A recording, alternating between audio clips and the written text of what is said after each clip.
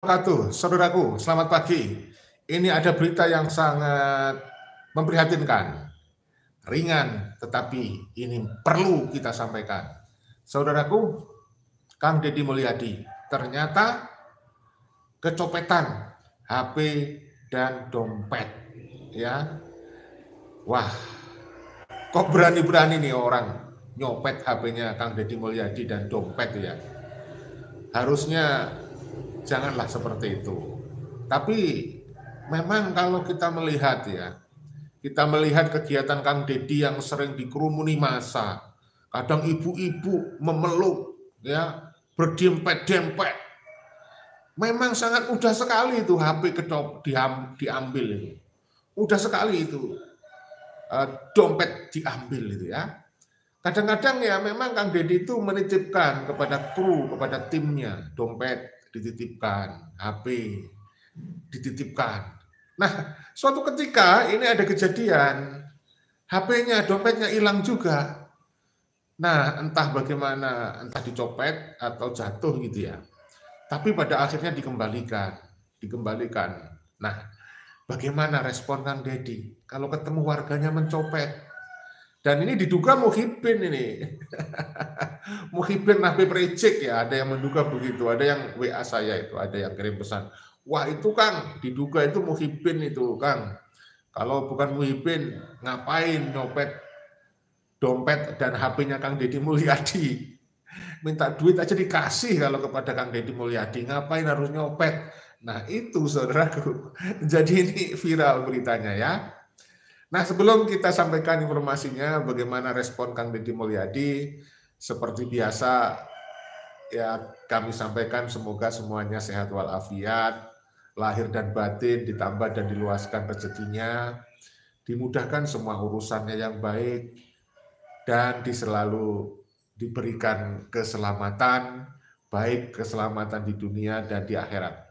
Dan selalu kita ingatkan untuk selama di dunia yang dibutuhkan ilmu, untuk selama di akhirat yang dibutuhkan juga ilmu. Nah tentu untuk selama di dunia dan di akhirat yang dibutuhkan ilmu. Tidak sedikit pun dibutuhkan nasab dari Oknum Habib Ba'alwi yang mengaku-ngaku sebagai keturunan Nabi, tetapi tidak terbukti. Saudaraku yang dirahmati Allah, pada pagi hari ini silakan kolom komentar kalian penuhi dengan opini dan pendapat Anda, karena kita terus menyuarakan bagaimana Kang Deddy Mulyadi adalah cerminan seorang pemimpin yang patut diteladani, dan di sisi lain ada banyak sekali orang yang tidak suka, ya termasuk si pencopet ini. Awalnya tentu dia ya tidak suka, kalau suka ngapain mencopet miliknya Kang Deddy Mulyadi ya. Dan kita terus sampaikan bagaimana kegiatan-kegiatan Kang Deddy Mulyadi di dalam membangun Jawa Barat, itu setiap kali sore kita sampaikan informasinya secara live juga.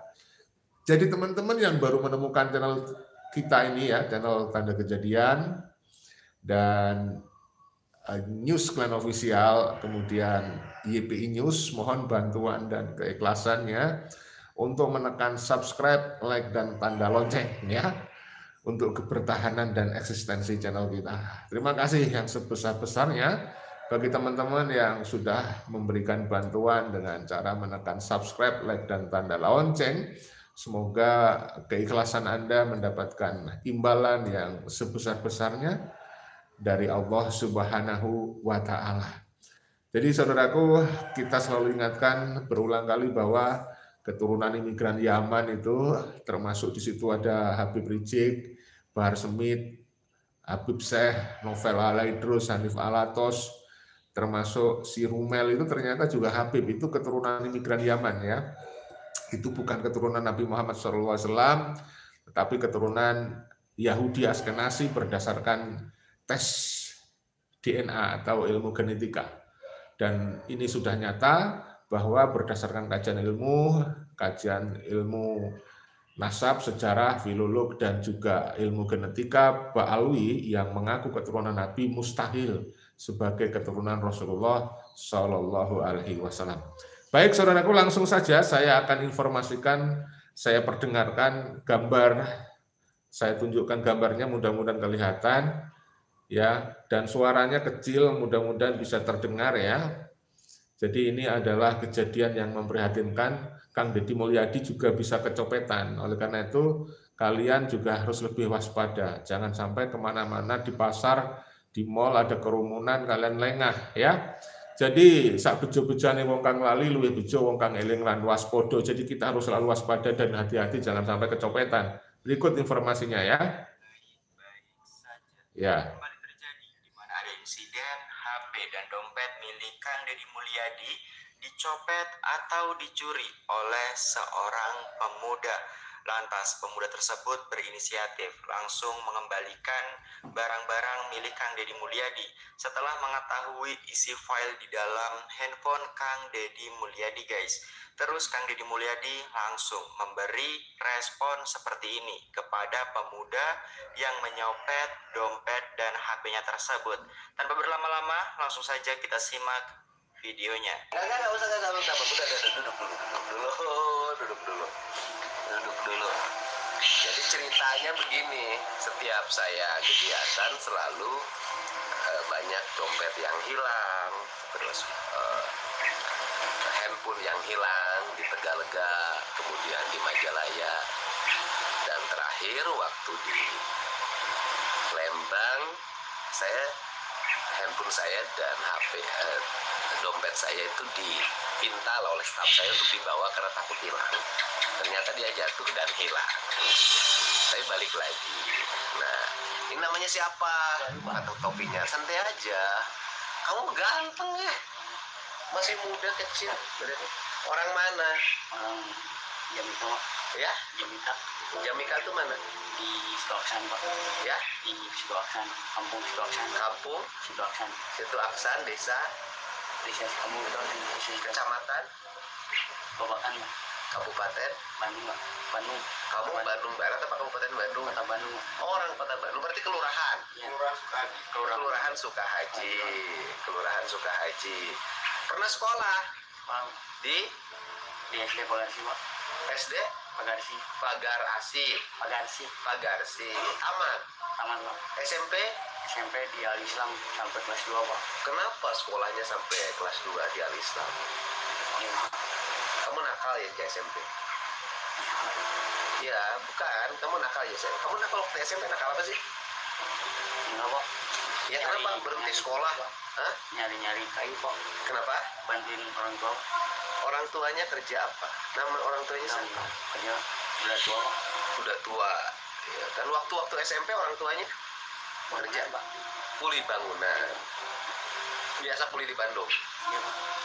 Oh, biasa kuli di Bandung, kuli bangunan. Terus ibunya ada? Ada. Siapa nama ibunya?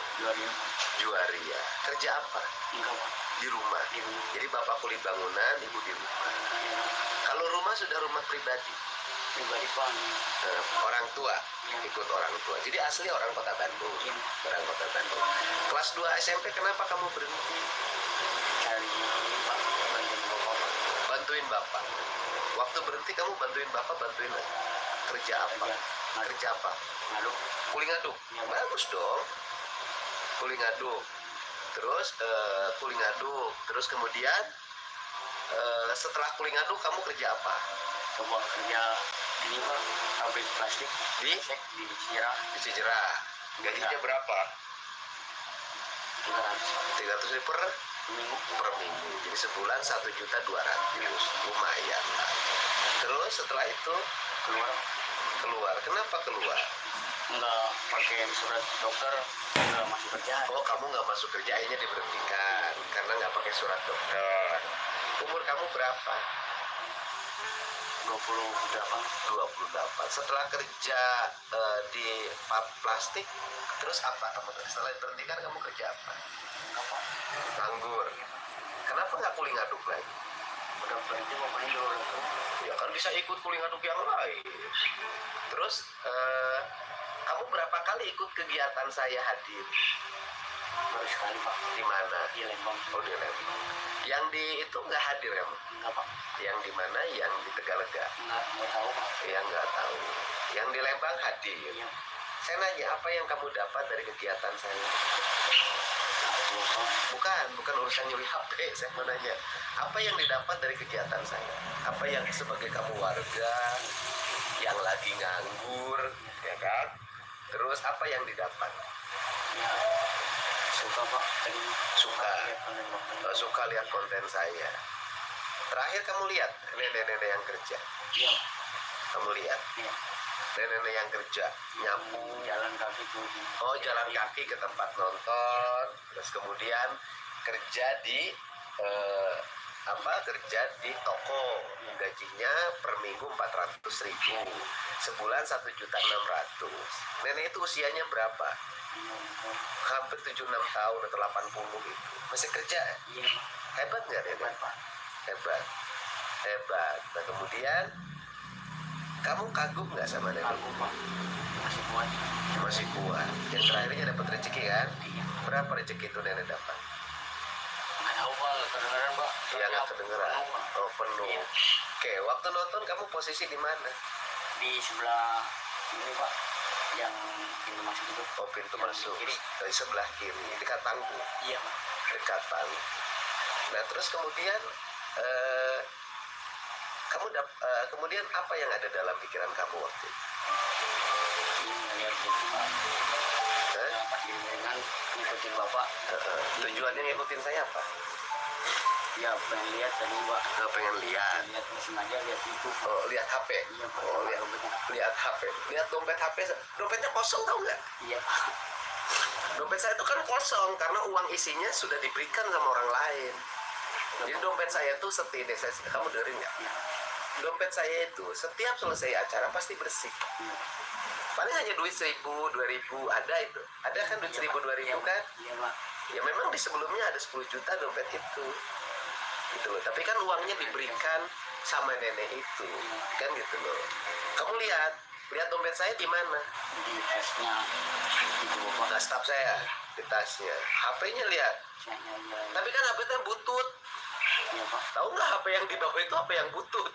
HP yang bagusnya di mobil, ya kan? HP itu HP butut. Terus kamu apa yang terbersit ketika melihat HP dan dompet? Ya saya langsung pulang Pak. Bukan, yang terbersit pengen ngambil. Iya Pak, pengen ngambil. Dompet saya. Iya, sangat memprihatinkan ya. Sebentar ya, masih ada yang lewat ini. Jadi masih muda ya, ya harusnya dia itu mikir lah ya. Ternyata yang dibawa oleh Kang Deddy itu HP-nya HP yang sudah butut ya, udah ya yang bagus ada di mobil. Dan ternyata dompetnya juga isinya hanya recehan ribuan aja, karena yang gede uang besarnya itu sudah diberikan kepada orang lain, itu ibu-ibu tua. Ya. Jadi ini sangat memprihatinkan menurut saya. Ini tolonglah kepada semuanya yang suka mengikuti kontennya Kang Deddy ketika syuting atau ketika berkegiatan, ya, dan itu didokumentasikan oleh tim IT di tim media. Tolonglah, jangan ada pikiran mau ngambil gitu loh. Ya minta saja kalau perlu ya. Ini ya, jadi saya break dulu, ada yang lewat ya saudaraku. Saya kira sudah ini yang lewat ini. Kita lanjutkan ya. Mudah-mudahan kedengaran ya. Suaranya kecil ini, suaranya kecil. Sangat memprihatinkan. Tapi tahu itu dompet saya. Sebelumnya nggak tahu apa bapaknya HP-nya punya bapak. Enggak lihat dompet, tahu nggak dompet saya? Tahu. Bahwa itu dompet saya. Terus kok kamu tega sih ngambil dompet saya? Iya ya.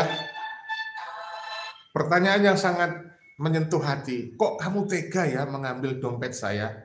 Kata Kang Deddy Mulyadi. Saya juga menanyakan itu tadi sebelum saya memberikan informasi ini kepada Anda. Sebelum saya ngonten, kok tega sih ada yang ngambil dompet Kang Deddy? Minta aja, insya Allah dikasih.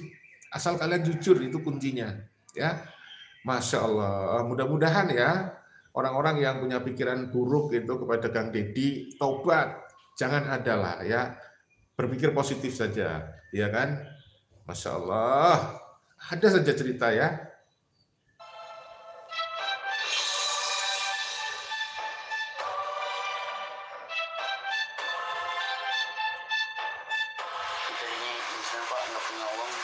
insting.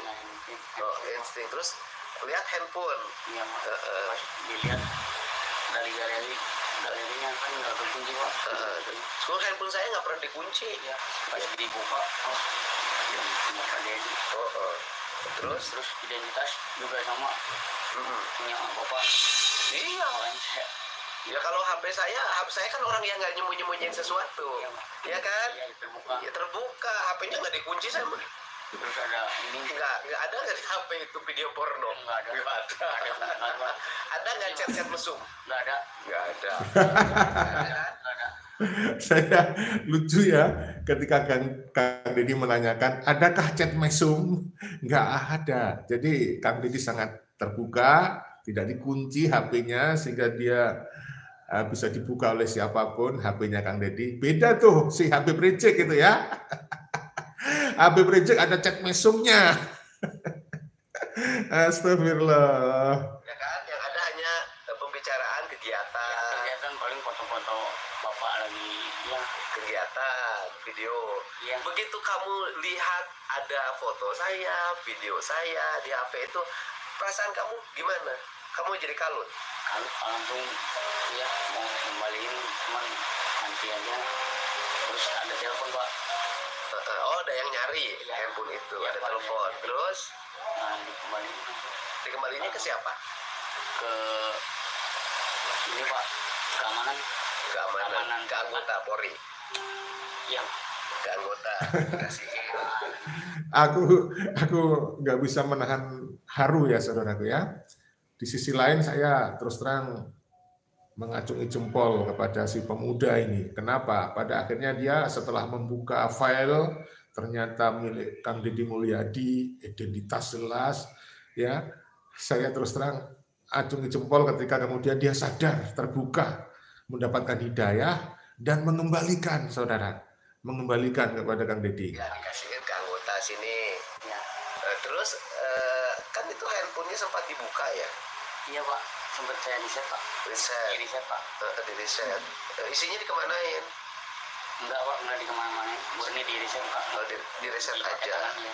Di riset pakai tangan aja. Ya, dicabut. Isinya SIM-nya dicabut. Ya, SIM-nya itu dipaketin Pak, dipegang dulu, nggak dibuang. Sekarang di mana SIM-nya? Dipaketin Pak. Oh, dipaketin udah dikirim lagi? Iya. Disatuin sama dompet ya? Alamat yang pasawahan ya? Cuman dompetnya Pak, maaf Pak, dibuang. Oh, dompetnya dibuang, nggak apa-apa. ATM-nya ada? Ada Pak, semuanya. Sudah dibalikin? Iya Pak. Sama SIM-nya? Iya sama. Ya kan? Semuanya Pak yang ada di. Yang balikin, yang kirimin siapa? Saya Pak. Kenapa kamu balikin? Kamu kirimin? Kenapa? Ya. Kenapa kamu balikin? Balikin aja Pak. Kenapa? Merasa malu? Iya Pak. Merasa malu? Enggak punya bapak pribadi gitu. Yang punya ajudannya apa gimana? Tahunya punya bapak. Mulyadi. Jadi kamu melihat dari Mulyadi, kamunya jadi kalut. Iya Pak. Kenapa kamu ketika itu lihat barang saya, kamu jadi kalut? Takut kenapa? Saya mah nggak pernah mukulin orang. Iya. Malu. Iya Pak. Apa yang menjadi kebutuhan kamu sekarang? Ini jajan Pak, kasihan Pak. Jajan buat siapa? Saya Pak. Kamu kenapa nggak kerja? Sudah Pak, kerja cuman bongkaran kan kadang ada kadang enggak Pak. Bongkar-bongkar rumah tuh kan di sana banyak yang dagang kayu Pak. Di mana? Di kampung. Terima kasih teman-teman yang sudah hadir. Ada Yayong Marjono, kemudian ada Safaria Lintang ya. Waalaikumsalam warahmatullahi wabarakatuh. Kita lanjutkan. Terima kasih komentarnya ya. Terus Banyak, cuman kadang ada kadang enggak Pak. ada. Kenapa nggak ikut kuliner ngaduk? Kan tiap hari ada. Kadang-kadang ada kadang enggak. Kalau oke, tidak saya urus. Oke.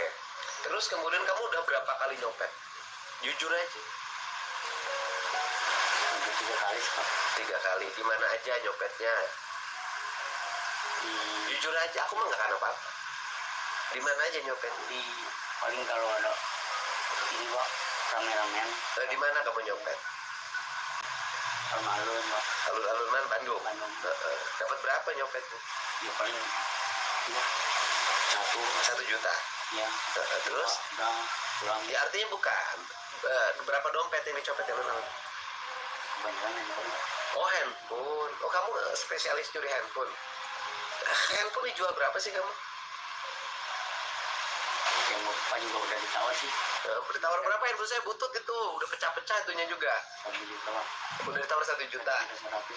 1.100.000. Kalau handphonenya murah sih, handphone yang mahal. Itu ada video anak saya. Oke, itu udah ditawar. Siapa yang suka beli handphone hasil curian? COD Pak. COD ya. Orang mana? Ya nggak tentu Pak kalau yang beli. Oh, jadi kamu tawarin? Ya random. Random. Nanti COD-an. Iya Pak. Sebulan kamu dapat berapa handphone?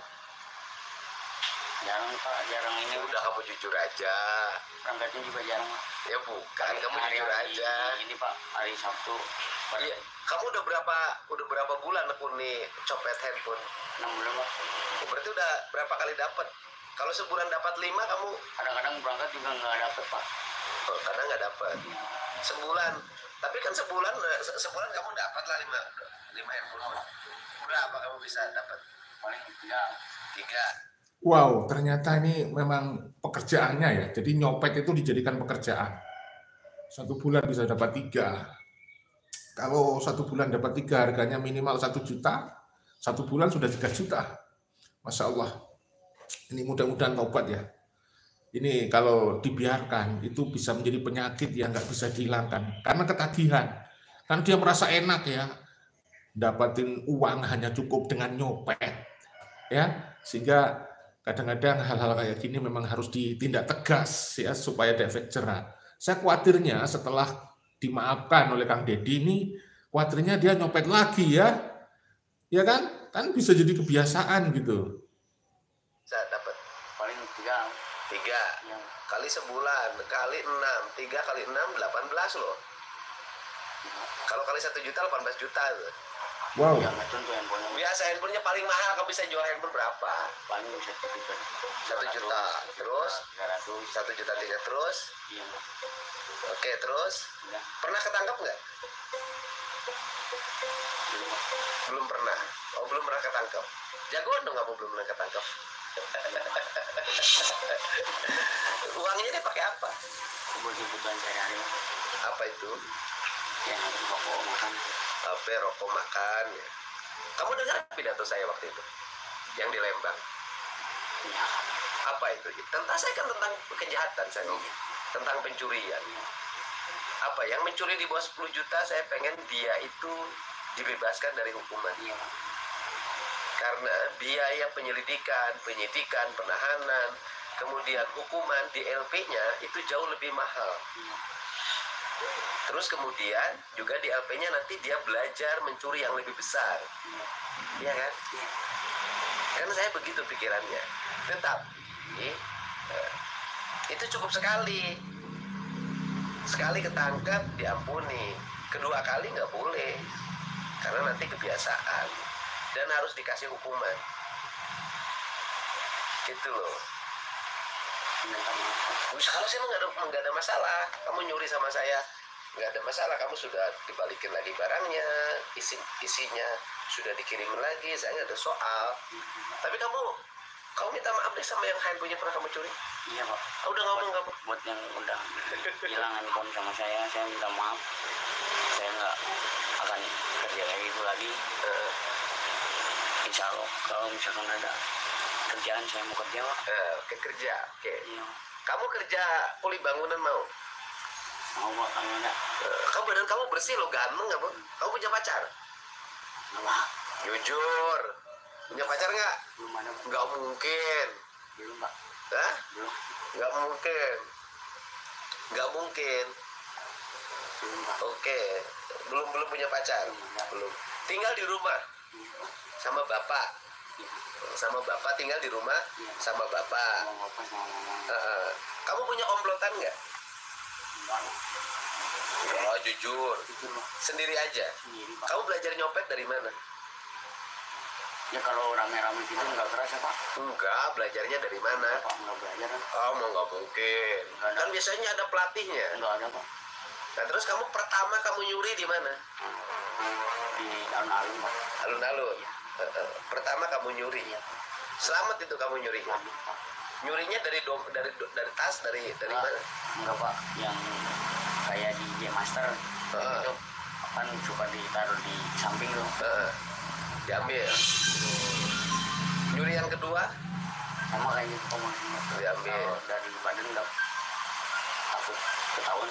Nah kamu nyuri yang ketiga Jalan alis masih. Jadi kamu tuh spesialis copet di alun-alun. Iya Pak. Alun-alun Kota Bandung. Iya Pak. Oh, jadi kalau di alun-alun Kota Bandung yang kehilangan copet berarti kamu ya? Enggak, Ada berapa teman yang nyopet di alun-alun? enggak pada kenal. Oh, yang benar.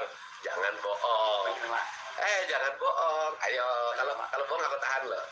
Enggak Pak. Kan? Enggak pada tahu Pak. Nggak pada tahu. Kamu ngomong sama yang nyopet di alun-alun nggak boleh nyopet lagi. Kasihan yang dicopetnya orang-orang miskin. Iya. Kasih tahu. Berhenti, jangan kayak gitu lagi. Hah? Kasihan nanti yang dicopetnya orang-orang nggak sama-sama punya. perlu juga. Iya. Sama-sama juga. Kalau yang dicopetnya saya nggak ada masalah. Tapi kalau yang dicopetnya orang susah, Iya. tapi yang saya juga bermasalah kalau di sayanya ada dokumen. Iya Pak. Nah itu Pak. Dokumen penting, kenangan sampai video sama anak, kemanian. Kan itu sama dengan nilai yang tinggi bagi hidup saya. Gitu. Apa rencana nanti ke depan kamu? Cari kerja. Cari kerja Pak. Nanti kalau misalkan ada yang ngajakin kerja yang mau. Oh, nyari kerja. Malah cari kerja di mana? Udah saya kamu nanti aku titipin sama temen aku yang punya kerjaan Iya Pak. perumahan. Iya, Pak. Kamu ngaduk, tapi nanti tempat ngaduk kamu nyopet lagi. Enggak, Pak. Karena kalau urusan nyopet di kandang saya aja ada, gitu orang kerja tapi nyopet ada pernah. Kalau urusan nyopet, karena gini loh, nyopet itu kadang-kadang psikologi. Iya. Psikologi itu orang diam begini, tapi karena dia itu seolah-olah punya naluri, dia harus ngambil.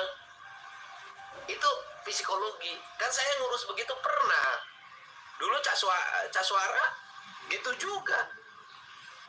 Jadi dulu Caswara sama.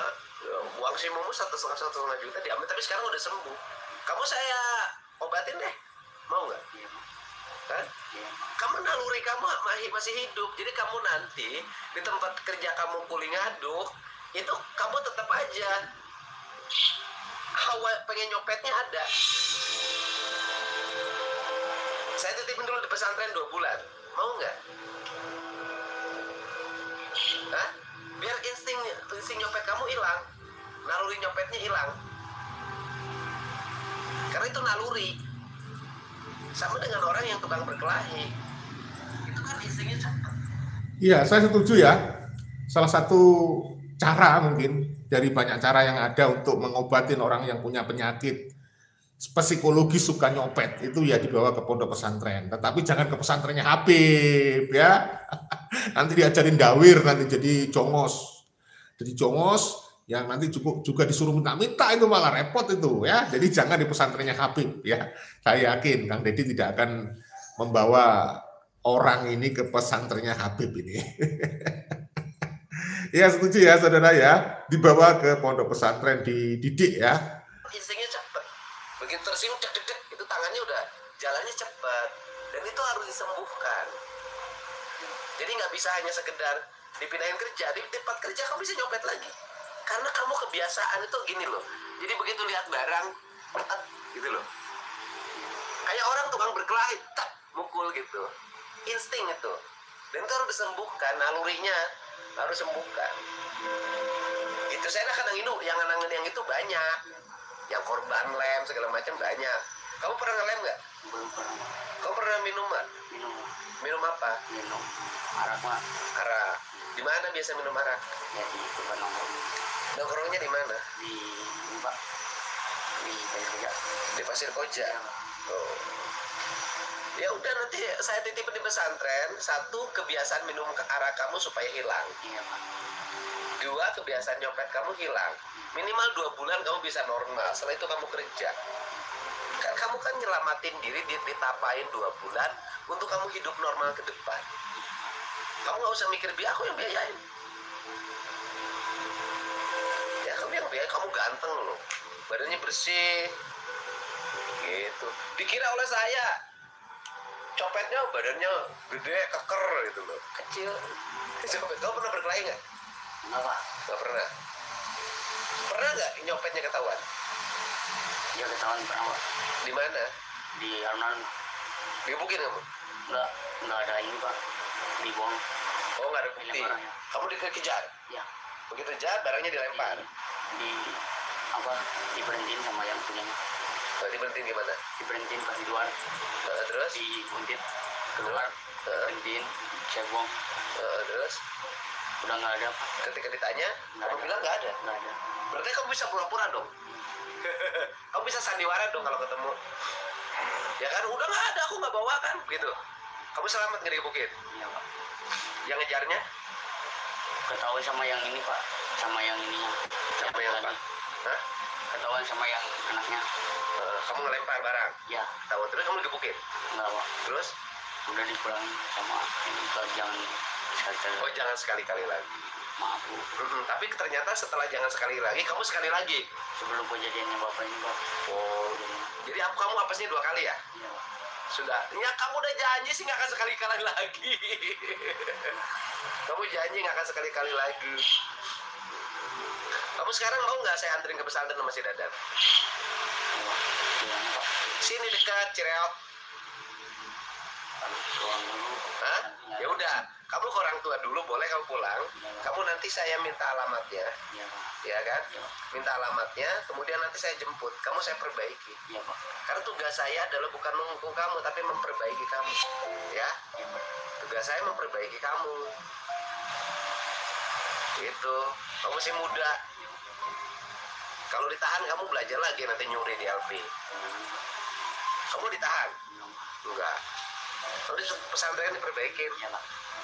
Benar. Iya pak. Bapak kamu di rumah. Iya pak. Kenapa? Udah tua pak. Udah tua.